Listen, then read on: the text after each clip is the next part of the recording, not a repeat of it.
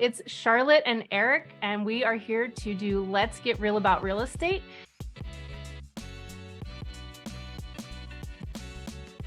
It's been a little while since we've had a conversation, but how are you doing, Eric? Doing well. It has been a while. I know that our families have all had the crud, like whether it's been flu or something else, right? It's just been kind of a rough go. So excited to be back in the live room with you and talking about our market updates for our viewers. Thanks. Yeah. I'm glad that you are healthy. It's been a while, and I know that I went through some crud as well, and I am healthy now, which is really good. Hey. Hopefully we can both stay good through December, well, and for a while after. So yes. I know that we normally talk about, hot topics that's going on right now. And obviously mortgage rates are one of the hottest topics. So I wanted to kind of have you go through where the mortgage interest rates are going right now. And then I know that I have heard some inklings on how we can kind of help. There might be some scenarios that might help buyers and sellers accomplish their home buying and selling goals. So I know we wanted to go into that also. So why don't you take it away and let's talk about where we're at for mortgage rates right now. Start with rates. I love it. Well, that's the biggest thing that I want people to really hear and understand. First of all, when you're going online and you're going to whatever website or Googling what are rates today, what you're seeing is an interest rate that's most often 2 weeks old. Okay. And it's just because of how that data gets reported, and then it takes a while to aggregate that. So what you're seeing is a little bit old, but it's the best that we can do if you're just a, Main Street Joe who wants to just monitor it, short of calling your mortgage lender every single day and saying, what are the rates, right? So we'll start with that. So I wanted to bring up this chart, which shows the 12-month history of mortgage rates. And the simple line or the line graph you're seeing there is the average 30-year fixed interest rate for the last 12 months. And that gets reported weekly by Freddie Mac. So right now you can see to the far right, and I'll just put my mouse over that. It looks right now as if we hit a peak in November, okay? End of October, November, we were at an average of 7.08%. Now, again, how that rate gets calculated, whether there's discount points to buy the rate down, it doesn't matter for our conversations today. That's just an average rate. But you can see where we've gone. We're definitely starting to trend lower. And like you and I were saying off live camera here, it takes a little longer than a month to establish a trend. But I really feel like the trend is established and we are going to be moving lower as long as we just continue the way we're going with the economy, especially with respect to inflation. So right now, rates are around the mid sixes, maybe high sixes, but more towards the mid sixes. And I have to say mid sixes because I can't quote an exact rate without talking about APRs. That's all the fun compliance that I get to play in. But mid six-ish is kind of where we're at on 30-year fixed rates right now. And you can see that's starting to move lower from the peaks. Yeah. Well, so obviously we can't predict what's going to happen, but I know that offline we were kind of saying that we think that it might trend back down. Yeah. Are you in agreement still with that? Complete agreement. And the thing, again, we've talked about this on previous lives. A lot of people get confused when they hear rates are moving higher. The Fed is moving rates higher. When we're talking about mortgage rates, 30-year fixed mortgage rates, we're not talking about the same rates that you're going to hear the Federal Reserve saying, we just raised rates 0.75%. Those are not the same things. And a lot of people will tie those together incorrectly. So mortgage rates, which I deal in, and you obviously deal with buyers when we're working together, those mortgage rates we think are going to continue trending lower just purely as a byproduct of inflation coming under control because of the tightening and the higher rates that the Fed is doing. So it's a little bit of you have to think about it differently than what you first think about. So we're not talking about what the Fed says. We're talking about mortgage rates. Long answer long, I do agree rates are moving lower. And we think that they're going to get down into the mid to low fives sometime in the second quarter next year. Definitely moving lower. Good. And I know that if our viewers have any questions about understanding that difference between the Fed rate and the mortgage rates, we did an episode, I think it might have been our last episode, where you talked in detail about that. So they can, we can maybe link that and check that out. Yep, for sure. Okay, so let's talk now about those different scenarios that I've been hearing a lot. We're trying to figure out ways to help buyers still have some affordability in this market with interest rates that did go up to 7. So can you kind of talk about these different scenarios? I know there's the 3-2-1 buy down that I've heard about, permanent buy down. Yeah. Just guide us through this. Yeah, well, and I'm going to pull a fast one on you, and I'm going to put a question back to you to lead into this because I just thought about this right now, Charlotte. The scenario that we're in with the housing market now versus a year ago, and you're obviously the one that can explain this well because this is your area, negotiations with sellers to try to get anything from them a year ago, not happening, right? It was gone. It was not even an option. And so when we talked about offline, the scenario that I'm going to show our viewers here, we're talking about some closing cost credits from sellers. So sellers willingly giving money to a buyer to help pay some closing costs. And the example I'm going to show is buying the rate down, paying discount points in some form or another. But can you just give a little lead in to everybody as to why sellers are willing to, like, here, buyer, here's $20,000. Why would they do that? So right now, nationally, but also hyper locally here in Thurston County, we are seeing numbers that are more indicative of what was happening in, 2018, 2019. So for example, days on market right now, last year it was 13 days, and today, or this, October, it was 31 days. So it seems super drastic and people are panicking that the market is crashing. But what's actually happening is that we are seeing more numbers that are indicative of more normalized sellers market. So it's still definitely a seller's market because we don't have the right amount of inventory for us to get out of that. We have about a month and a half of inventory, and you need about 4 months to kind of get into a neutral market. So we're still heavily in a seller's market, but we're seeing the numbers change to where it's more of what it was in 2018, 2019, to where the housing is staying on the market a little bit longer. Inventory is in line with that. So sellers are wanting to move faster, and they are giving buyers the opportunity to negotiate a little bit more. Inspections are back on the table. Percent of list price is now under 100%. And that is also kind of in line with what was in October of 2018, 2019. So that's kind of where we're at right now. It's not, the market is crashing by any means. Things are slowing down and becoming a more normal seller market. So negotiations are back on the table versus a year ago when they were not. Yeah, and I think that's great color and context to have, because again, if you don't realize how different the market is now versus a year ago, this next part that I'm going to show with the numbers, it maybe just kind of what are we talking about here? So like Charlotte just said, and she's the expert in those areas, we are definitely in a market now that is moving towards being more balanced than it was a year ago. Like she said, we're not in a balanced market yet. We're not quite there, but sellers are more willing. They are now more willing to negotiate some of these things, whereas a year ago, it just wasn't even something that was even going to be on the table. So with that said, let's roll into the numbers, because what Charlotte wanted me to bring up and show to everybody here is, what can we do with $20,000? And we're just picking out the scenario here of a $500,000 home purchase with 20% down. So that would be a loan of $400,000. But now we have a seller who's willing to negotiate a little bit more. And the scenario we're going to present is a seller giving $20,000 to a buyer to pay closing costs. And that can be a lot of different things. So you can see in front of us there, we have a $500,000 purchase price. I just threw in some estimates for taxes and homeowners insurance. And then we're going to do a 20% down, so $100,000 down on a 30-year fixed. And this interest rate would represent a no points, no fee mortgage loan, okay?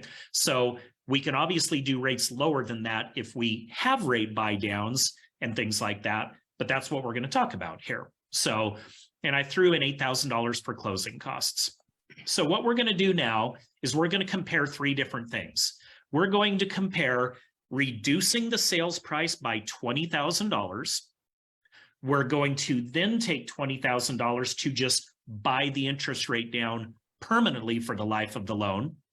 And then like you talked about in the lead in, we're going to do a side-by-side with a third scenario, a temporary buy down, which we're going to use as a 3-2-1 buy down. Now to explain to everybody what that means, a 3-2-1 buy down means that for the first year of the mortgage, the loan will be 3% lower in rate than it would for the rest of the term.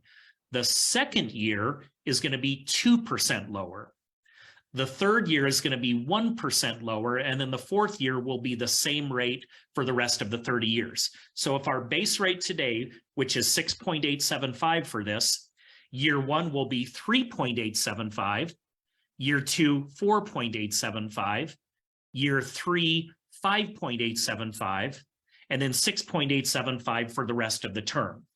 Now, you can see what that's going to mean. If you have a rate that's 3% lower, that payment's going to be a lot less. And that's the whole point in doing this. We want to see what those look like side by side so we can see what scenario makes the most sense, okay?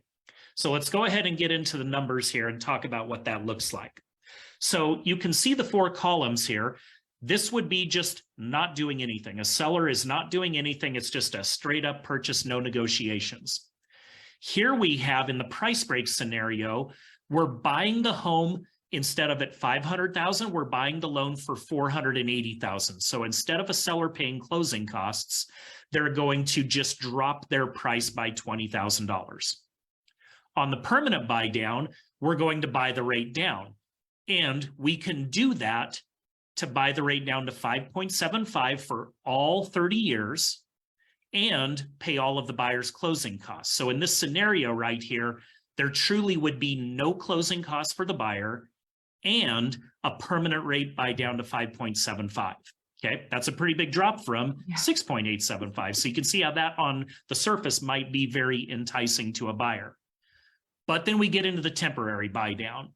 And this means, again, the rate for the first year, 3% lower, second year, 2% lower, third year, 1% lower, okay? Now, I want you to see what the monthly payments are going to be on the side-by-sides, okay? This is no closing cost credit from the seller. This is the same interest rate, no closing cost credit. Instead, we're doing a price break. Here we have a lower interest rate for the life of the loan. And then here we have the temporary buy down with a much lower rate. Look at the difference in the payments between those. And I want to especially draw a comparison between the payment on the permanent buy down and the temporary buy down, because it gets to be pretty big. Now let's go to what that looks like. And you can see the lines, and there's the barcode there. The temporary buy down is the green line. The permanent buy down is the teal line, kind of the second one right there. The price break is the red line, and no closing cost credit or seller concession is the purple line. You actually get a break even in year 6, and that's why I've got this highlighted here. And a break even is maybe not the best way to say that, like we were talking about. That's the point in the future where the permanent buy down, if you're still in that mortgage, starts to make a little more sense than the temporary buy down. And I'll bring this up in a second, but that's the thing I want to make sure everybody sees here, right? Because as Charlotte was talking about, it really comes down to how long that buyer is wanting to hold that home as to which one of those scenarios makes the most sense. If you're going to be in your next home for 3 years only, that's a whole different thing than if you're going to be in your home for 10 years, okay? And then what we led in with, where are rates going to be? Now, I don't have a crystal ball. My ability to predict the future went way out of whack long time ago, Charlotte. But my guess and my thought is that mortgage rates are going to trend lower. So then it begs the question, which is the best loan to do a refinance for if you're going to be in that house for longer term, because that might make sense, right? Right. So in that scenario where we're talking about interest rates going, hypothetical scenario, because we don't have a crystal ball. But if we're saying that interest rates are going to go down, it still seems like it would make sense to do a 3-2-1 buy down for the first few years and then do the refinance. You were saying that they can refinance after 6 months if it went down below, Yes. And it's important to understand how the buy down works. So let's take a second and just talk about that. Really, all that a temporary buy down is calculating the difference on the payment between this rate and that rate, whatever it is. Obviously, a mortgage payment at 6.875 is going to be higher than a mortgage rate at 3.875. We could just see it right here. So I'll just highlight those. So the difference between $2,628 and $1,882, that's the difference in the payment. Right. Well, where does that money come from? That's what we were talking about. That money comes from the $20,000 that the seller is going to give to the buyer. So we're taking seller concessions, seller credits to pay for the difference between this payment and that payment, whatever those rates are.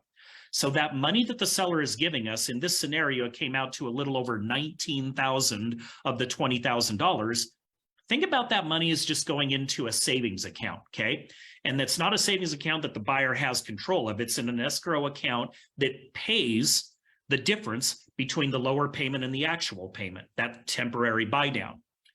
If that buyer, let's just say, was to sell the house in 3 years, sell it in 2 years, sell it in 4 years, at some point they sell it before all of that extra money has been used up, then that money just doesn't evaporate. That money that's left over to pay the difference between those two payments, that actually goes towards principal reduction.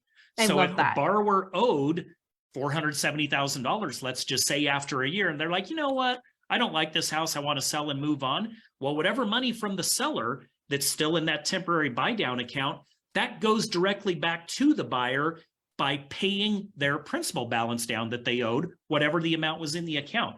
That could conceivably be $10,000 in a year that's left over in there. So it's a lot of money that never gets wasted. Yeah, that's awesome. I like that part. You know, it doesn't just poof vanish. You know, you can still take advantage of that. That's good. Right. Yeah. And to the refinance scenario, if that did become something that made sense, I'll just say a real crazy hypothetical, rates move back down to 3%. Disclaimer, spoiler alert, I have no confidence that's going to happen. But for conversation's sake, let's just say that they did. Well, you can refinance to that nice low rate that the market moved down to, and whatever money is in that temporary buy down escrow account, that still gets used to reduce your principal balance. So whether you sell the house early in that first example we talked about, or you choose to refinance to a true regular mortgage with no buy down, no temporaries, all of that money still that the seller gave you towards the temporary buy down gets utilized. There's nothing that's lost. Okay, awesome. Okay, so just to kind of review, if you want to buy and you're planning on staying in your home 3 years, right? Then we're talking that the temporary the 3-2-1 buy down is your best bet. But if you're planning on staying in your house for 10 years or, you know, anything over that 6-year time frame, then the permanent buy down makes more sense, right? Yeah, I would say it a little bit differently. It's less risky to do the permanent buy down because you know you've got that rate locked in. Okay. Whatever the seller's money will buy it down to, that's still there and taken care of. So then again, if we had that crystal ball and we could see where rates would be, we could plan that refinance in the future. So that's why I say it's a little less risky because you're getting a lower interest rate fixed for the life of the loan without regard to worrying about what the market's going to do and trying to structure and plan in a refinance. Because one of the things that really makes me kind of nervous, and you've probably heard this saying, marry the house, date the rate. Yes. That's always being sold to people as well. Buy the house now, don't worry about the rate because we'll just refinance you later. That's a pretty extraordinary assumption to refinance later if you can't refinance later. Right. And the scenario that I would say is, let's say you were a first time buyer and you bought a house with only 3% down, or maybe you buy a house with no percent down, right? And you want to refinance in the future because the rates have come down. Well, you may not be able to if you don't have enough equity in that house because you didn't have a big down payment to start. So that's why I think that that's a little bit misleading unless there's more context that's given to buyers. I agree. One random question that I thought of is, okay, so let's say for the 3-2-1 buy down, or even the permanent rate makes more sense, but the 3-2-1 buy down, where do you have to be approved for as far as like, are you being approved for the first lower interest rate? Or are you being approved at the higher interest rate? Good question. Yeah, good question. You're reading my mind there. It's like we talked about this already or something.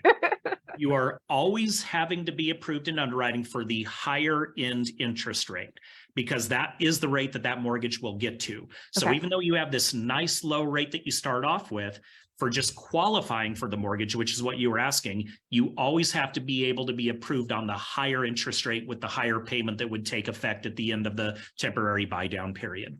Okay. That makes sense. So even if you're able to afford the lower payment for the first three years, you still have to be qualified for the higher payment. That makes a lot of sense, because then there is less risk to the buyers long term, and obviously for the lender, but for the buyers getting into trouble. Yeah, that's exactly the reason that we have that rule in place. That didn't used to be the rule back in the day when we had housing crashes. So yeah, Right. It's important that people realize you always have to qualify off of the higher payment that's associated with that higher end interest rate. Okay. And so you mentioned, I'm going to bring in one more thing, because we did talk about this previously in our emails when we were talking about the topic. I know when you're talking about, marry the house and date the rate, or when we're talking about that, they're throwing out, a lot of these agents and other lenders are throwing out things like these adjustable rate mortgages. And while that seems like a good idea, we don't know where interest rates are going to go. And so there is that risk. And I know we also talked about how right now the rates really aren't great for that. So can you just kind of really quickly go over that so that we have that as part of this conversation as well? Yeah, so adjustable rate mortgages, if we could go back in time about 7 or 8 months, you were seeing periods there where those adjustable rate mortgages, and I don't want everybody to think that ARMs or adjustable rate mortgages are bad. I don't think that they're bad. I think that they're just something that has to be an option for people to look at if the rate difference makes sense. Because the reason that we would do that, and by an adjustable rate mortgage, we mean a rate that's fixed for an initial 5-year period or 7-year period, or sometimes a 10-year period, okay? About 7 or 8 months ago, those interest rates were sometimes a half, 0.75% lower than the 30-year fixed rate. That's a huge difference. And then if you think about the safety of that long term, 5 years, 7 years, 10 years where that rate's fixed, that's a pretty long time, right? If you think about that in context for 30-year loans, which those are 30-year loans, how many people have a 30-year mortgage that they're in the same mortgage for all 30 years? Like, it's next to no one, right? Exactly. It just doesn't work like that anymore. We're transient by nature. We move more often. Markets shift and we need to refinance because we want to lower our rate, cash out to improve our home. There's all these things, right? All these things that happen. So if you're in an interest rate that's lower by 0.5% for a period of 5 years or 7 years or even 10 years, that seems to me like a pretty good deal. Well, now we're not in that period where ARMs are not significantly lower than those, especially when you build into the scenario a seller who is more willing to negotiate and give money for temporary buy downs, because you can get much better deals on temporary buy downs with seller paid costs than you can on ARM rates. So when you stack them side by side, you start thinking about it like that. They just don't seem like they make as much sense to me, especially in a market where we have sellers willing to negotiate. Yeah, no, I completely agree. I'm glad that we talked about it. I know I kind of threw it in there, but I think it's important for buyers and sellers to have that information so that they can make the right decision. And I've seen a lot of agents and lenders that are pushing that even now, probably more agents than lenders. But so I think it's important that they have that information on the reality of what that means. So thank you for going over that. Is there anything else you wanted to cover about this conversation? Because I think this was amazing. Yeah, no, I just think that people need to really remember and understand that housing, and we've talked about this ad nauseum throughout all of our sessions that we've done, real estate is one of the best long-term investments you can ever get into. Now, again, you can read into what the news and the mass media are saying right now, like prices, some median price points in some markets are coming down a little bit. You have to keep the big picture in mind. It's easy to get lost in the noise of housing prices are coming down a little bit, but nobody should be buying homes with a short-term view in mind, unless you're a property flipper. And I don't think we're marketing to property flippers right now. No. Keep the long-term in mind. Real estate is a great steady Eddie investment with the long-term views. That's something that we just always have to really keep in mind and remember. Yeah, we're not going to see those double-digit appreciations anymore. And I think that is making people hesitate, because we are seeing more of a realistic 3 to 5% yearly appreciation versus the crazy market. And I think it's important to point out that is not a crash. It's not. It's slowing down, yes, but those are more normal appreciations. And that's what we want.